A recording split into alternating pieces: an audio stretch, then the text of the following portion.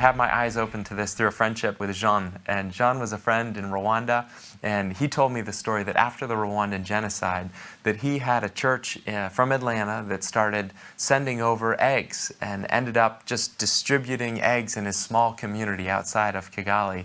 And this seems like a great thing to do, right? The church wanted to help after the genocide. But Jono, a few years before, had started a small egg business himself. He put this investment in all the materials that he needed to start this egg business. His business was starting to grow, it was starting to take off, and then all of a sudden, in one summer, there became this surplus of eggs that were flooding the market in his area. And so this desire that the church had to really take care of a need, it did take care of a need, but the problem is that it put Jono out of business. He ended up selling his hens, and then the next year the church decided to focus its attention to somewhere else in the world. Jono was out of business. No one else was there providing eggs, and so they had to bring the eggs in from another community. So this desire to help in that community, according to Jono, actually had a long-term negative impact on that community.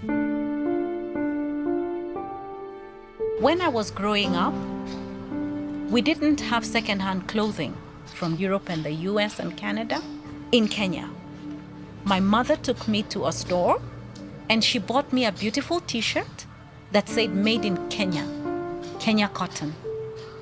Today, I would struggle to find a t-shirt like that for my daughter. Why? Because the influx of second-hand clothing that makes its way here from Europe and the US and Canada has negatively impacted on our textile industry in Kenya. Massive layoffs in the 80s and the 90s. Factories that shut down. What happened to our cotton farms? When I was growing up in this country, we could have bought cotton in varieties and types that are incomparable.